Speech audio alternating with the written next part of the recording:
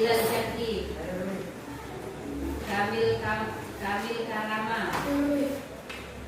Minsa Saputra, Rafa Sahril Ramadan, Cindy Octavia, Ulia, Widya Amanda Sinaga, Yuri Asyakira Zega. Ada yang belum disebut? Siapa nak? Farhan.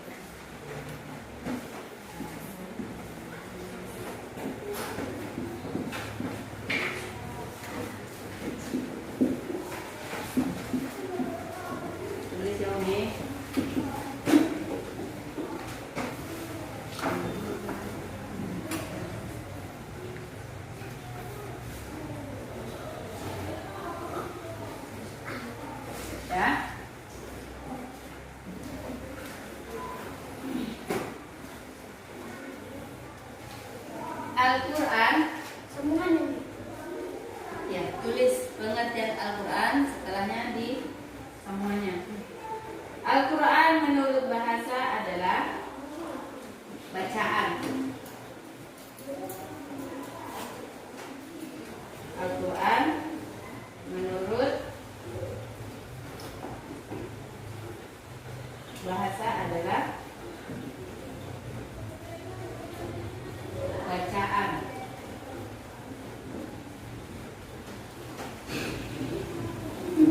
Ya, paham?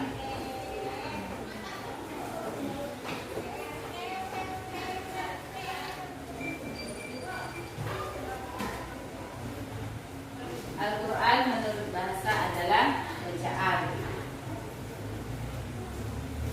Terus bawahnya, definisi Al-Quran adalah, atau Al-Quran secara istilah adalah, definisi Al-Quran adalah yang pertama, wahyu Allah yang diturunkan, wahyu Allah yang diturunkan kepada Nabi Muhammad sallallahu alaihi wasallam, wahyu Allah yang diturunkan kepada Nabi Muhammad sallallahu alaihi wasallam dengan perantara malaikat Jibril.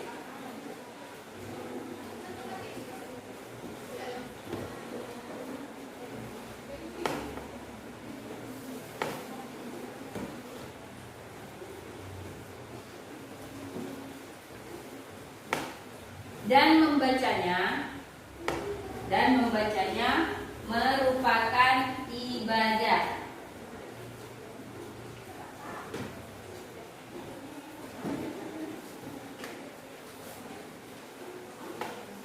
Udah oke? Nah, sekarang sebelum memulainya dulu, sebelum kalian kelas 7, di mana-mana Al-Quran diturunkan kepada Nabi Muhammad sallallahu alaihi wasallam. Dengan perantara siapa, Umi?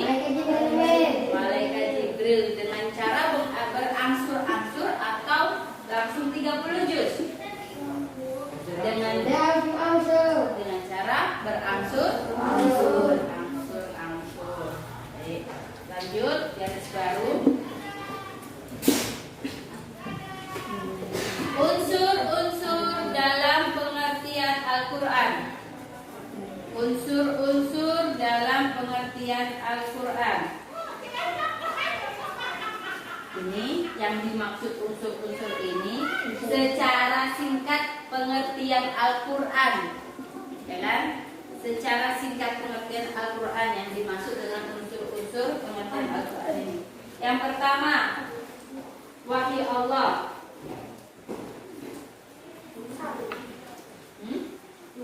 Iya, nomor 1. Pakai nomor 1. Wahyu Allah yang diturunkan kepada Nabi Muhammad. Ya.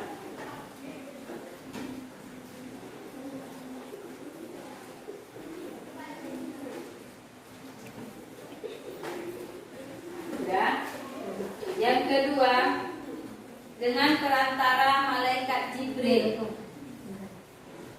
Dengan perantara malaikat Jibril.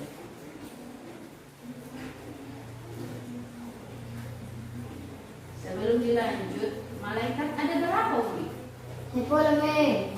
10. Jadi malaikat Jibril tugasnya menyampaikan wahyu. Kalau ada 10, apa saja malaikat itu, Umi? Jibril, Mikail, Israfil,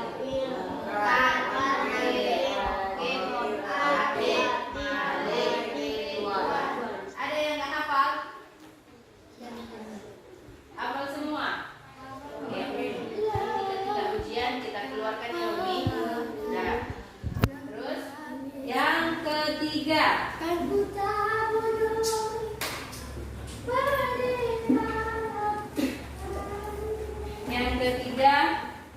membaca Al-Quran merupakan ibadah.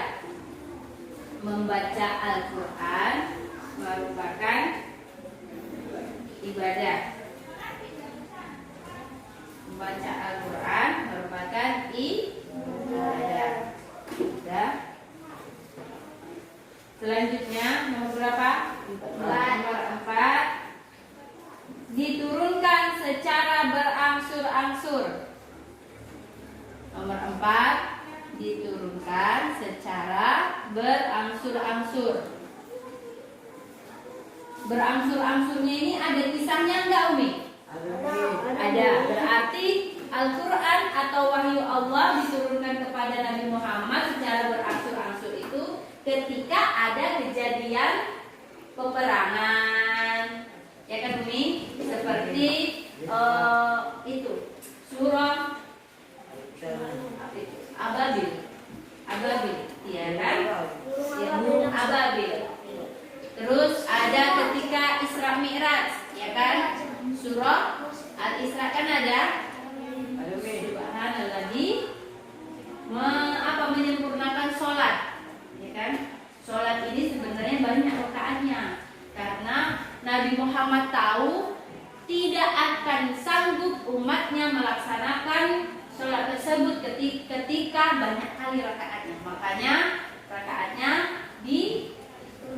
diturunkan oleh Nabi Muhammad dengan memohon kepada Allah. Karena Allah menjadi 5 waktu saja. Sebenarnya dari pagi sampai siang, malam, sore kita itu terus beribadah. Tapi dikarenakan Nabi Muhammad tahu umatnya pasti tidak akan bisa melaksanakan, makanya Nabi Muhammad memohon kepada Allah agar diturunkan, agar disingkatkan rakaatnya, Umi.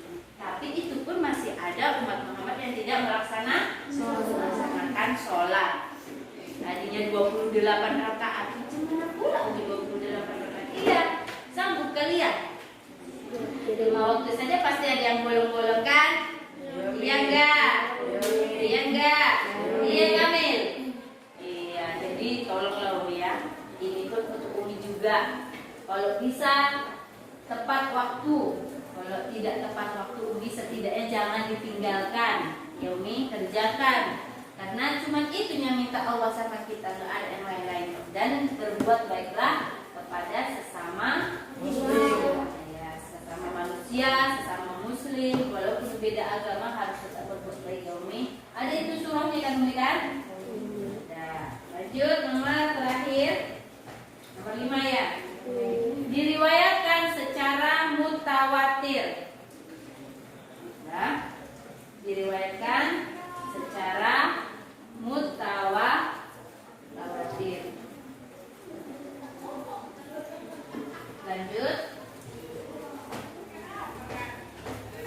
garis baru judul besar pengertian hadis. Ya, pengertian hadis.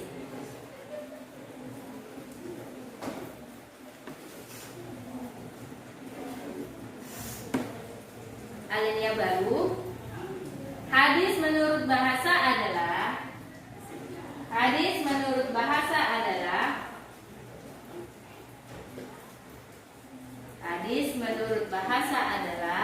sudah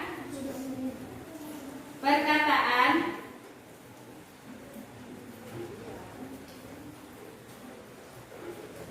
peristiwa cerita koma ya Mi, perkataan koma cerita koma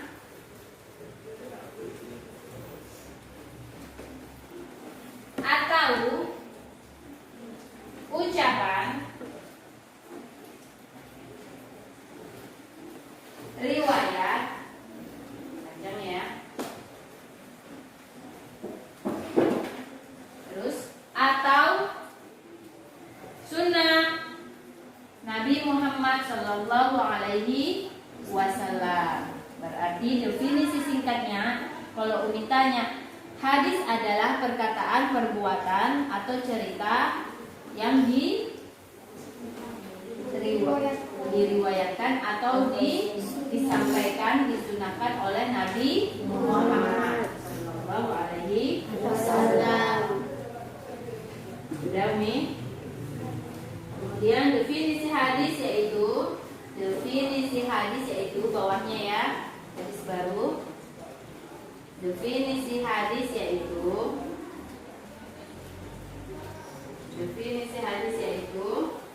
segala sesuatu. Definisi hadis yaitu segala sesuatu yang mengandung hukum, segala sesuatu yang mengandung hukum yang disandarkan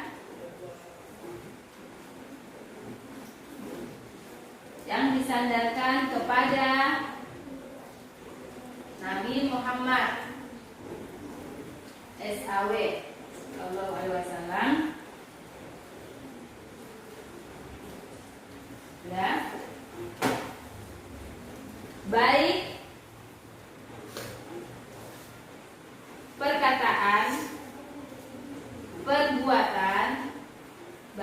perkataan, perbuatan ataupun sejenisnya.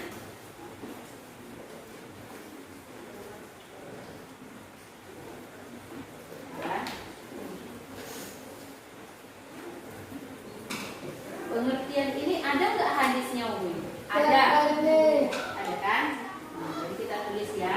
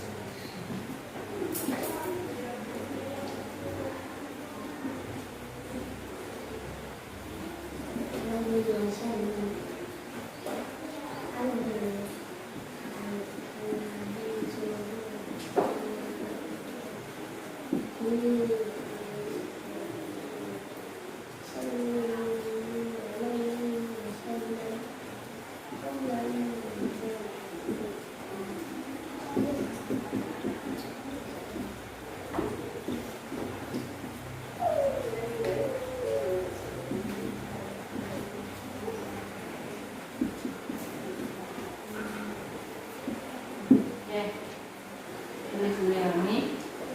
Ayo Indri, tulis dulu.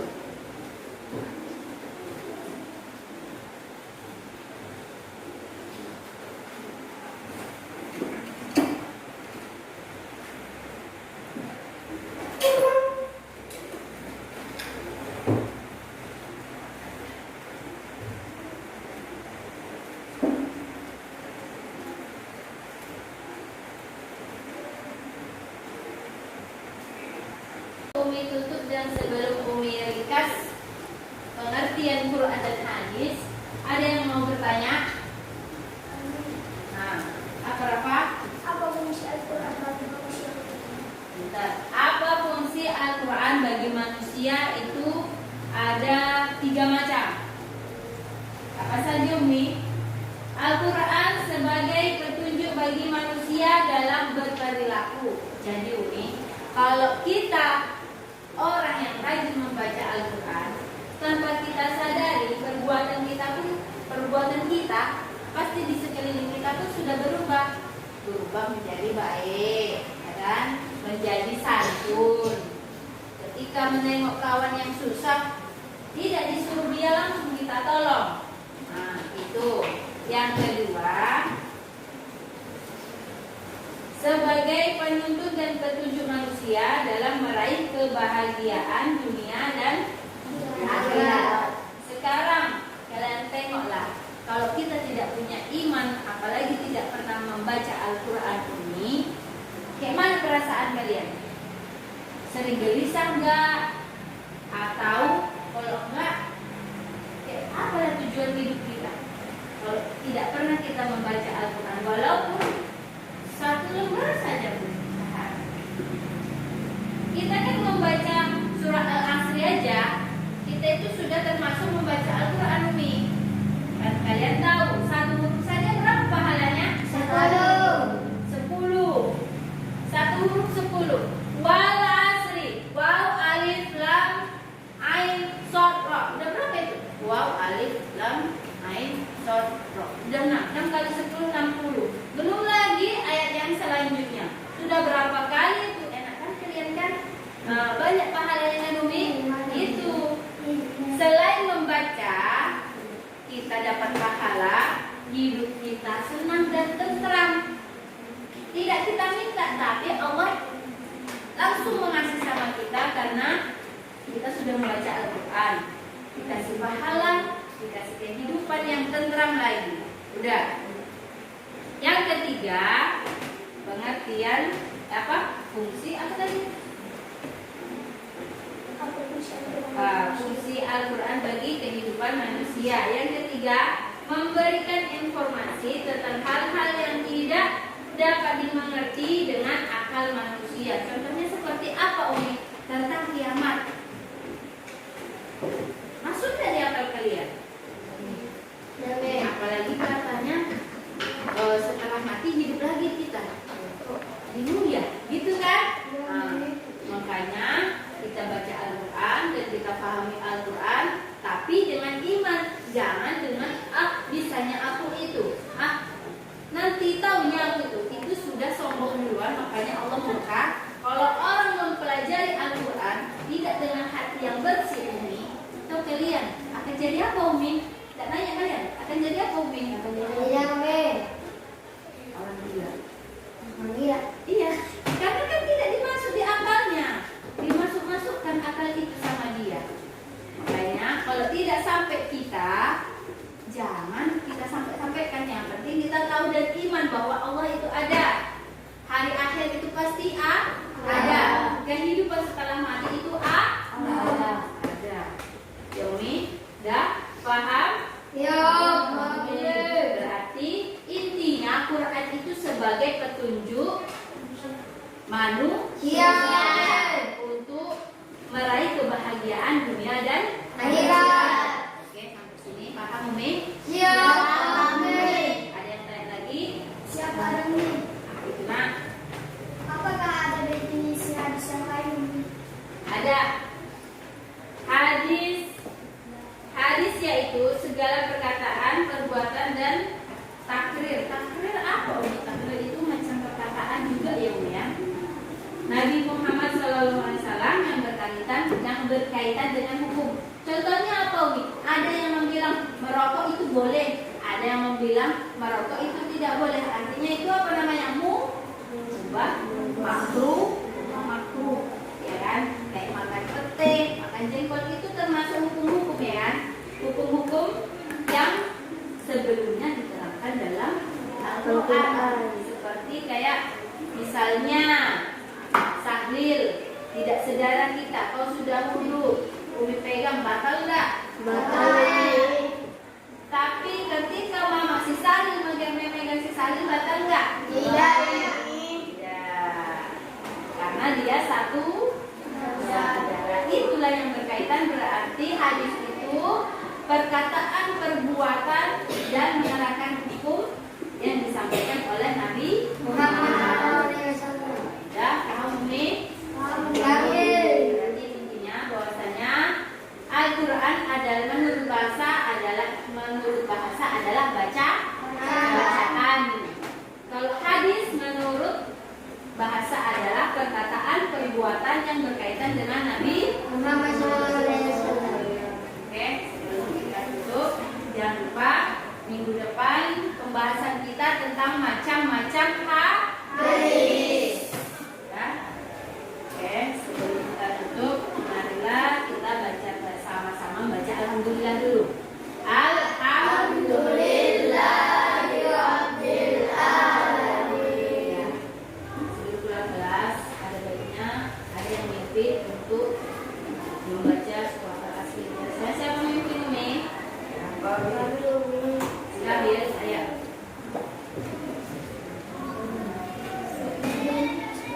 Sebelum pulang kita berdoa.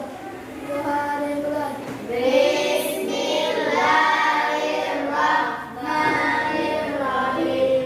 Wal asri innal insana lafil khusri illal ladzina amanu wa amilus sholihati wa tawasau bil haqqi wa tawasau bis sabri. Sadaqallahul azim. Ya, jangan lupa sampai rumah tetap jaga sopan santun dimanapun kalian berada. Jangan lupa sampai rumah salam orang tua ya Umi. Ya. Assalamualaikum warahmatullahi wabarakatuh. Waalaikumsalam warahmatullahi wabarakatuh.